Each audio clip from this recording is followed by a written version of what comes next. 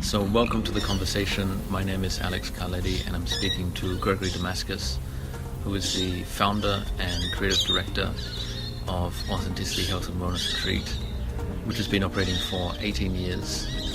And in this conversation today, we are hoping to examine some of the teachings, some of the realizations, some of the unfoldings that have happened in each other's lives, and hopefully enter a profound dialogue relating to perhaps some of the issues that are facing our planet at this time, some of the issues that we are facing as individuals, and some of the approaches and the attitudes that we can adopt that may serve to awaken ourselves and awaken each other to a greater harmony, a greater vision, a greater possibility for our own life that can not only enrich us but enrich the very fabric of our relationship to this planet. So, Gregory. Hello. One of the things that we are embarking on is the building of a healing center. And it's been a very interesting and, dare I say, psychedelic process of envisioning, imagining, communicating this vision of a contemporary healing ashram, a space that serves to offer a therapeutic approach to resolve one's conflicts, to find the restitution of one's soul, to find the harmonization of one's mind, body and spirit. And Gregory Damaskos is probably one of the most accomplished practitioners in the fields of psychotherapy and naturopathy that I know. I don't really know many psychotherapists, to be honest, but it's probably the only one I know. Well, that puts me on the top of the list then. And also the bottom of the list. Yes, that's good. Either way, it's good. One of the things I think that we both have a experiential and profound understanding is of the collective conscious and the collective unconscious. And the shadows. And the shadows that are projected from our own beings, often to our neighbors and our friends. Well, one way of looking at that is like the whole world is a mirror. The whole world is a reflection of our own collective unconscious.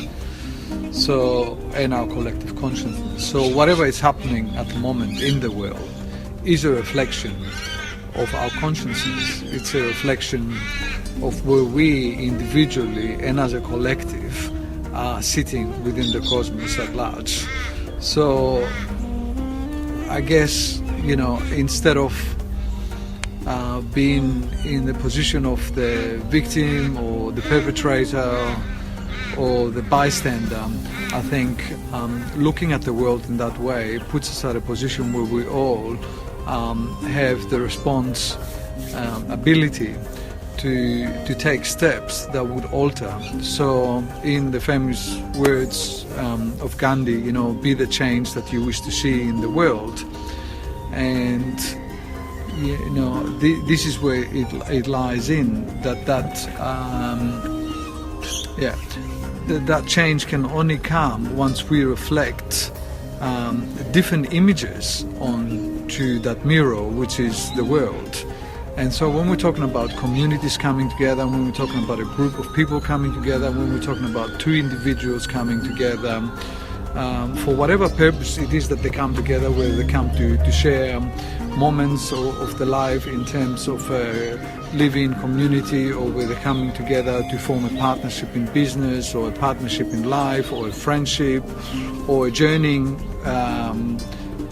team, like traveling, or seeking some insight as scientists, explorers in the world, or whatever the case might be. When individuals come together, we are challenged, and the challenge is that we are reflecting now our own images onto the other, and more often than not, we are faced with a dilemma that what we see is not what we like. And rather than actually looking at that projection and making some decisions and taking some ownership and reflecting back and saying, well, if that which I'm reflecting upon is irritating me, angering me, or rising certain irritations or discomfort within myself, rather than removing the external.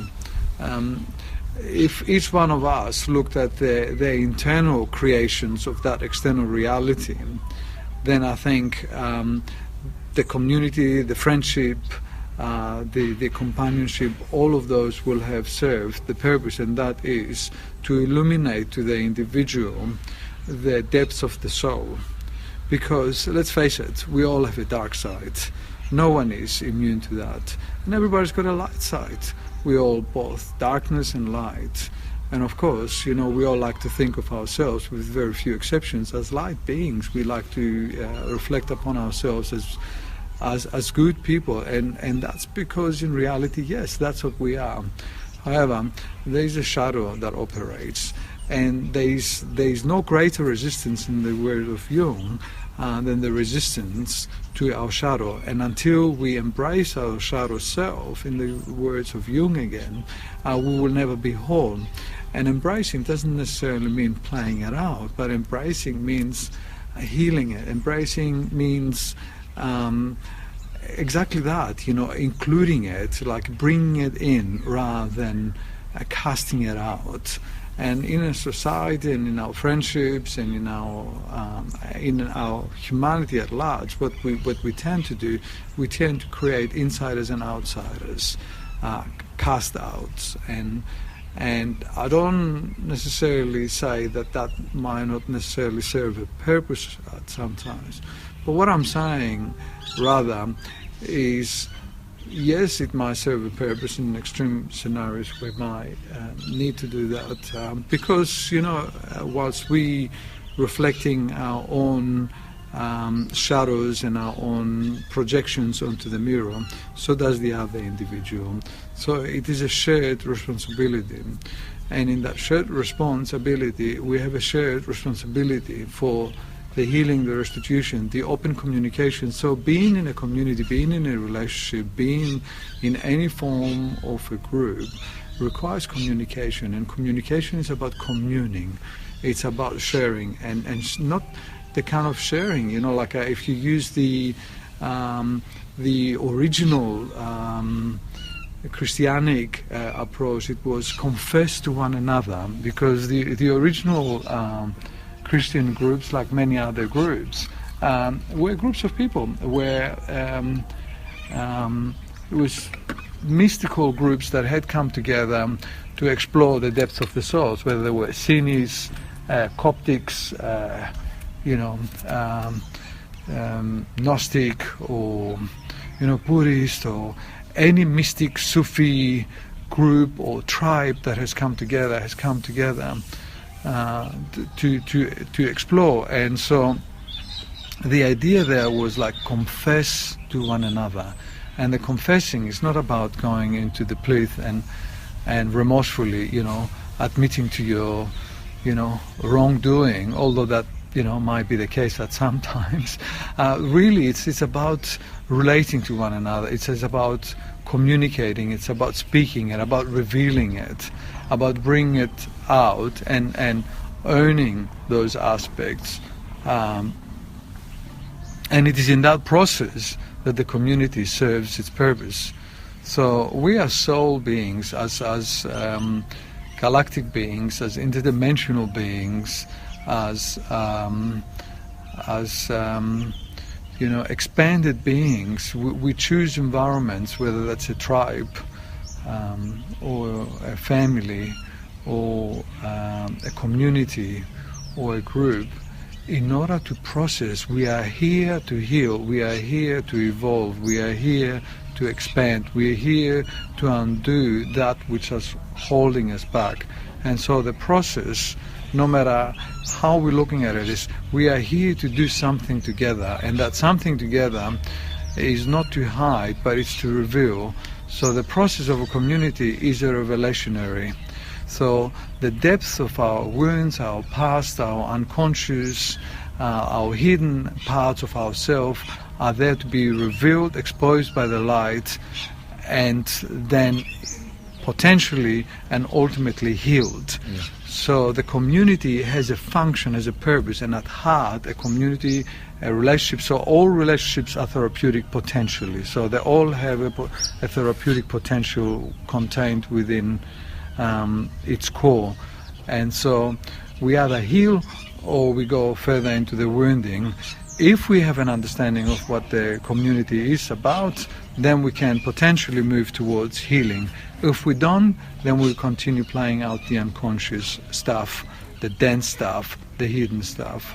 So the invitation for all of us is to reflect deeply within ourselves, within our own core, and work with that which is projected onto the world, and purify to the best of our abilities, always coming back into a space of understanding, a space of allowing, a space of embracing, and of course there's always extremes, and we find ourselves in positions where perhaps we can't. We have to abort missions, or we have to abort relationships, or we have to abort groups. So this is not about rules and regulations of how to do and how not to do. This is about awareness, what is it that's happening, what's my role in it, how can I be more aware in that process, and how can I process what is being given to me in a more effective way. Do it. Being in a community, or being in a relationship, or being in any kind of unit requires effort, requires a certain tenacity, requires a certain fitness, personal fitness, the ability to take on responsibility for your actions, the ability to go through difficult stuff, stuff that we all find uncomfortable, How do we communicate this or that, something that's bothering me, something that, I find uncomfortable for myself? How do I come to the place where I can communicate that? And have I got, another that actually wants that process? Are they willing to participate in that process?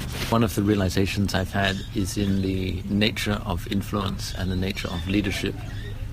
And as I research the world, as I research the politics and the governing agencies which are instigating the decision-making from the top levels. Is it from the top levels, or is it from the bottom levels? Well, it depends how you identify power and how that power has influence. I'm thinking in terms of base chakra. I come to the realization. The crown. I come to the realization that the objectives and the intentions of those who are leading our humanity, our species, have been hijacked by motives that are not serving the greatest good for the greatest amount of people, that are not serving the real... When you say they've been hijacked... what does that mean? What does it mean to be hijacked? Yeah, I guess, yes, what does it mean to be hijacked? But also, when did they actually hijack it? At which point in history did that occur? Probably the Tower of Babel. Yeah, so we're going a very long way back. I think we're going back to the Babylonians, we're going back to the Romans, we're going back... Yeah, there's a long... This is a long history. This is a history that probably expands, maybe 10,000 years ago, And I think it has to do with the descent of humanity. It's a kind of descending process. We're moving away from viewing each other as... enlightened, equal beings, into a hierarchical. And from the moment you've got hierarchy, you've got a top, middle, and a bottom.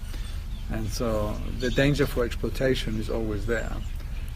So because we justify our negligence towards the lower strata of society because we feel entitled to be above them. Or sometimes we look after the bottom end by giving them, something to speculate on, like a bit of bone with a bit of marrow. We keep them happy, when in reality, there's a lot more that is required. I think personally, where I have arrived at this moment in time, and I've been in that moment in time for quite some time, and I remember very distinctly at some point in my personal evolution this time around, where I just went, the only revolution that I can be effective with and participating in and put my efforts in is in my own personal evolution. So kind of like, again, being the change that I wish to see in the world. So it is my evolution becomes a revolution. Our evolution becomes a revolutionary act. We are revolutionaries not because we take the streets and throw, molotovs left, right and center, or tie ourselves into trees. Although if you feel that that's what you need to do, by all means, there's not a criticism by any, consideration. But it's kind of like, if you want to truly revolutionize this planet, then revolutionize it with your consciousness, because each consciousness, each thought that goes into the pool of humanity brings a ripple, and that ripple is an effect, and that effect is a change. And so we bring change by our consciousness, and those kind of like in a very practical ways, there's been experiments to prove that, where you've got thousands of people meditating across the globe, and the kind of change that meditation has done, they've done these experiments within prison environments, within cities where crime dropped for that period of time that people were meditating, war zones. So really, our thought is our most effective tool, So we must become, in a sense, masters and responsible with what kind of thoughts are we entertaining, If I see the world as a hostile place where corruption is taking place and authorities, are corrupt and they're actually hijacking the world and they're taking over like a virus, which I wouldn't argue that they're not. But if my consciousness is anchored into that reality, then what I'm doing actually, I'm giving that reality fuel and life.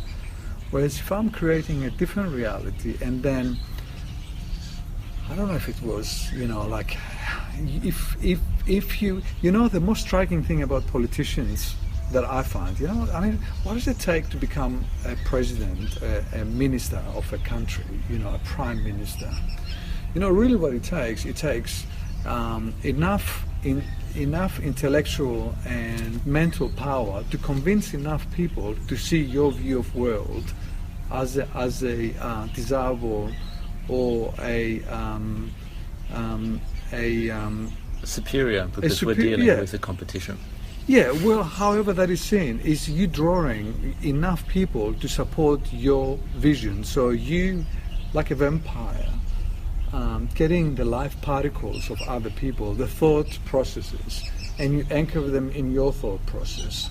And then you're empowering your intention in reality, and you're creating the reality. So when, dictators, or, leaders, create certain, atrocities, they, or crimes against humanity, they have managed to do that because they have pulled enough people into their reality or nightmare, and they like a filmmaker, produce this. They produce this in real time, real life. And how they did it with an enormous amount of mental power. So the way to actually alter this, or to fight it, quote unquote, fight it, is to create an alternate reality, and a reality that is so powerful, that is so full of intent, that has the capacity to draw enough others in there to support that. And then you've got two opposing realities, and it's a matter of how many people are going in which direction. And if you're very good at what you're doing, hopefully enough people will be going in that direction, and before you know it, that dense outdated reality has fallen. And it's not fallen through weaponry or opposition or other means. It has fallen because another more attractive, a more powerfully presented reality has managed to draw more individuals to support that vision. And so holographically, we're creating that reality with our live particles, with our mental processes, with our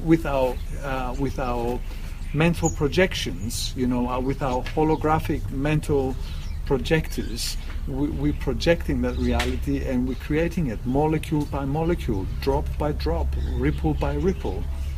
That is the true revolution. That is the evolution. That is when we go away from being a Homo sapiens to being a Homo numismaticus, a being that is a transmitter, a hologram receiver transmitter that actually cooperates with the higher powers of this cosmos, transcending humanity and tapping into the divine, the divine mind.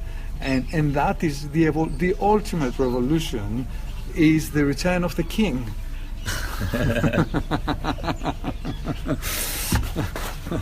In the marketplace of alternative realities, every individual has their stake. Every individual has their stake in the reality creation memoplex of our outpouring of energy and life.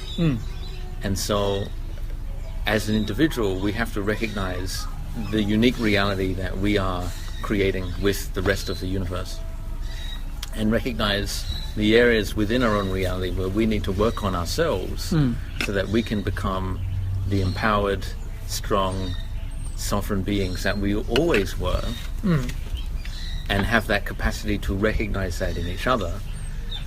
As Socrates says, to create change, and this is not a paraphrase, it's probably a bastardization of what he said. Quote unquote. Okay, let's go. To create change, don't focus your efforts on destroying the old. Focus all of your efforts on creating the new. Perfect. So I might call myself the modern Socrates then. And what is it that we are trying to create? What is it that we, as the inhabitants, children, friends of the earth, are trying to create?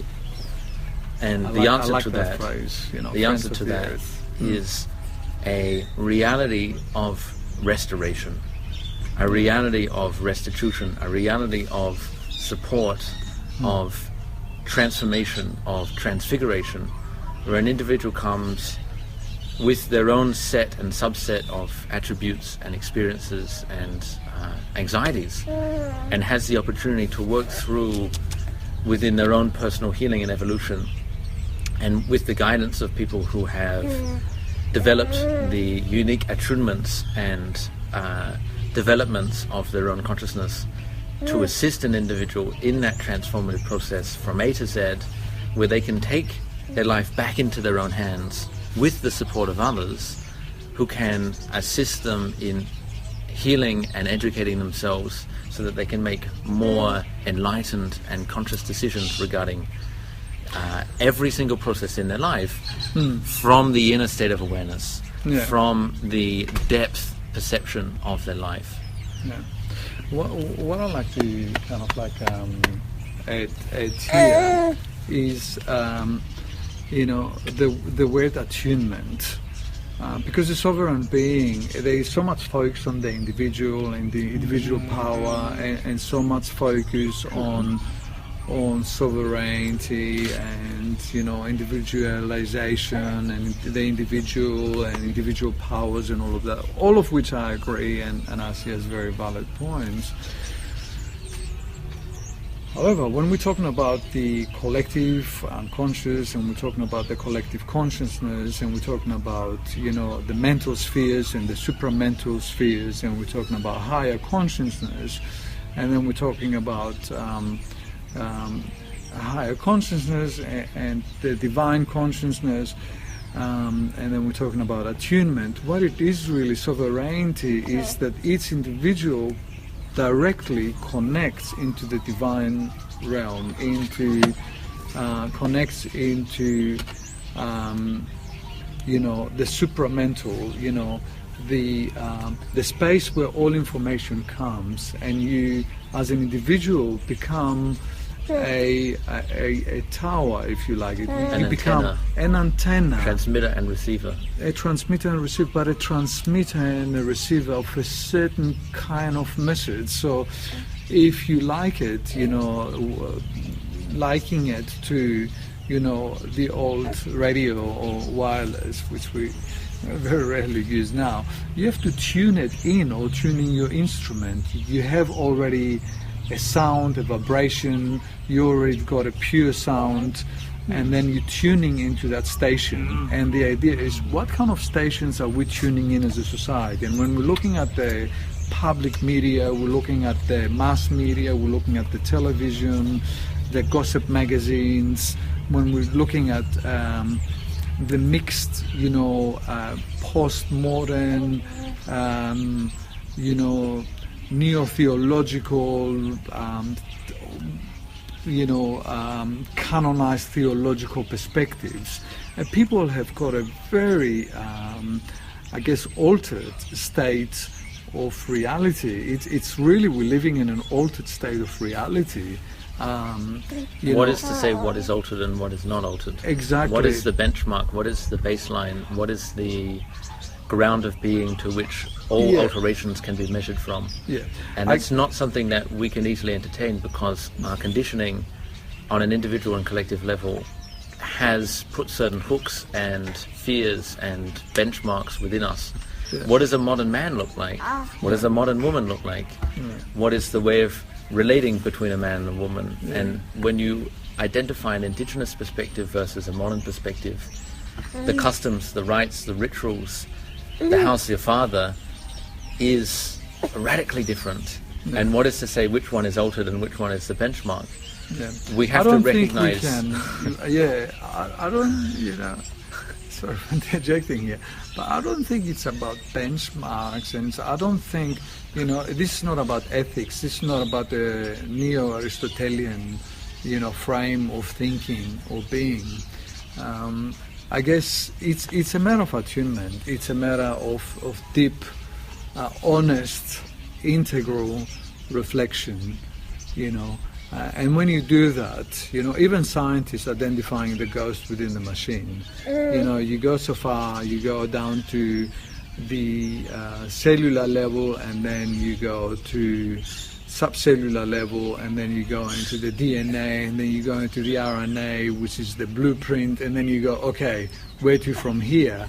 You know, what determines the blueprint? And you can come up with all kind of notions, you know, and who produced the blueprint, you know. What's the origin of the mold? Like, who creates at first the mold? Because it's clearly that everything is created through a mold, because it's repeating patterns. And when you look at that, when you're looking at a vehicle coming out of a XYZ factory, you know that vehicle belongs to that factory, because it looks like every other vehicle. So you know at some point there's a press, there's a blueprint that creates that. So there's an originating thought, or there's an originating design. And so, you know, when you go deep into that subcellular DNA, RNA, you know, field, energy, quantum physics, and all of this, you can't but identify the the originator, the universal, exactly, the universal, the original. And so that's a space of deep inner honest reflection and a continual reckoning with oneself. So this is something you can't just get from A to Z or from alpha to omega by actually reading a book or through intellectual process alone. This is not just intellectual process. This goes beyond intellectualization. It goes up to the point. The whole idea of silencing the mind and the whole idea of attuning oneself so that we can listen, so we can get those transmissions clearly from the divine realm into this, so we can actually get with the program. Because if anything else, we're not with the program.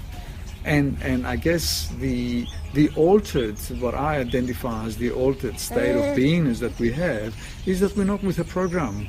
We're opposing nature, we're opposing the blueprint, we want to hijack the system and we want to be masters of it. You know, it reminds me of the, oh my God, the story of the apprentice and the magician.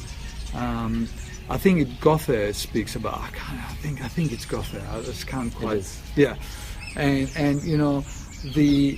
the apprentice is left alone, and he kind of like wants to do the master's tricks, and he gets himself to all kind of strife and problems and difficulties, until he realizes that he does need his master to come back to set things straight.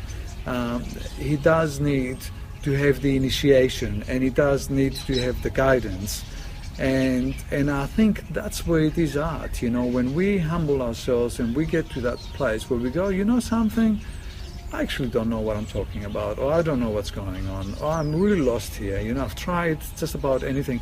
And I think humanity at last, the collective conscience and unconscious, is just at that precipice right now, at the point where, at last we realize, something, we have no idea what we're doing. We waved that magician's wand left and right, and we got ourselves into all kind of strife. And really the only way to fix this is to allow ourselves to be initiated again, to allow ourselves to be guided from something that is transcendental, beyond of what we have willingly accepted through our egoic sense of self. It's a kind of like a cathartic process where the ego no longer rules, but our crown rules, which is connected directly with the divine. So without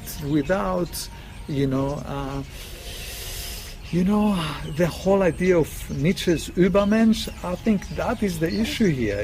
We try to be Superman and superhumans, and I think, when we find our rightful place, it's actually a very exciting place. It's a very divine place, but it's a place of humility and divinity at the same time. The recognition of one's divine nature, but from a perspective of a very humble, cosmically speaking place. And I'm not talking about false humility here. I'm talking about genuine humility, and a heartful space, a place where the heart is the navigating instrument. Your antenna, your tuning instrument to your perception and your consciousness, like the Buddhist and the Tibetan monks, they think with your heart. And I think they have tapped into something very powerful. And when one is really honest and truly enters into that space, I think there is all kind of wonders to be discovered, and a kind of way to approach life that is far more fulfilling than what we have ever envisioned as a collective, at least for the last 10, 12, 13,000 years, whatever it is, that we've been sort of like, for that period that we have been trying to hijack the system and run it, according to our sense, the world according to us. Well, There's more philosophy than heaven and earth. So, the recognition that I've had is in what we need to return to within ourselves to restore our rightful identity. And our Quite. identity is, it's not a fixated thing, it's not an absolute thing. We have an essence, and that essence relates to personality and and our body and our mind, and how we relate to ourselves ultimately determines how we relate to each other. Yeah. And how we relate to the divine, you know, the sacred, that which transcends self. It's a transcendental process. You know, the most athletes, dancers, musicians, they talk about, I think it's called the zone. You know, and the zone is a place where the mind no longer is. One is just it. You know, it's just, and that's the divine connection. You know, where there is no longer that separation. You know, there is not a non-dualistic process. There is no mental spheres any longer. You know, so yeah. I think you know, the idea is how we're going to get into the zone, how we're going to get with the program, how we're going to divinely get inspired, you know, to be inspired, to be in spirit, you know, and no longer act out of our ego, and how we can differentiate the one from the other without vilifying the ego, but realizing that the egoic sense can never, you know, give us enough stimulus or realism to do things effectively. All right. Well, you know, I mean, obviously this is something that can be spoken about indefinitely because it is such a rich subject, and I think it's where it's the underpinning of our society, it's the underpinning of our whole existence. How does man become who he is, or unbecomes who he has become to be?